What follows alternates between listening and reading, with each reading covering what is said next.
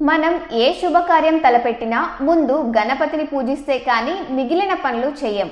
ఈ గణపతిని పూజించడం వల్ల మనం చేసే కార్యాలకు ఎటువంటి అవరోధాలు రాకుండా మన పని విజయవంతం కావాలని ప్రప్రథమంగా ఆ వినాయకుడిని ప్రార్థిస్తాం.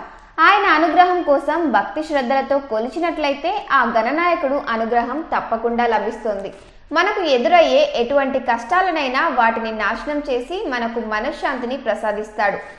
ఎంతటి సమస్యలు వచ్చినా మన బుద్ధి బలంతో వాటిని జయించే శక్తిని ఇస్తాడు.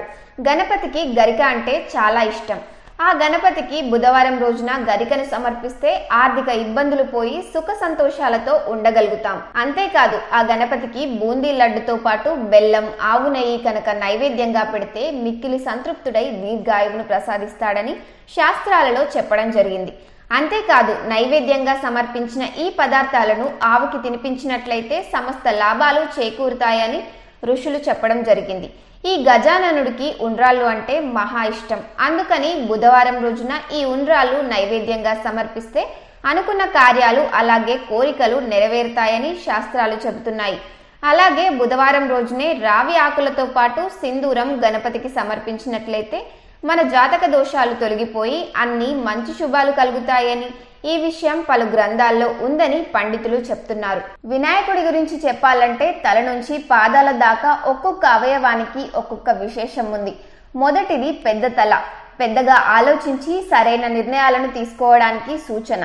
చిన్న కళ్ళు, అన్ని విషయాలను క్షుణ్ణంగా పరిశీలించడానికి సూచన. చిన్న నోరు, అవసరానికి తగినంత మాట్లాడడానికి సూచన. పెద్ద చెవులు, అన్ని మాటల్ని వినండి, అనవసరమైన వాటిని విస్మరించండి. విరిగిన దంతం, వ్యతిరేకతలను అధిగమించండి.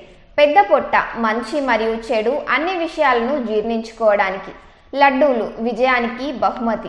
చిన్న మూషికం, మనకున్న కోరికలకు చిహ్నం. కోరికలను మనం నడిపించాలి కానీ కోరికలు మనల్ని నడిపించకూడదు. ఒక కాలు ముడుచుకొని ఇంకో కాలు నేలపై పెట్టడం. ప్రపంచాన్ని మరియు దాని ఆనందాలను అనుభవిస్తున్నప్పుడు నిర్లిప్తంగా ఉండాలి మరియు నిరంతరం తన అంతరంగాన్ని వెతకాలి. అభయముద్ర, అందరి బుద్ధి, ఆశ్రయం మరియు రక్షణ ఉండేలా అనుగ్రహించడం.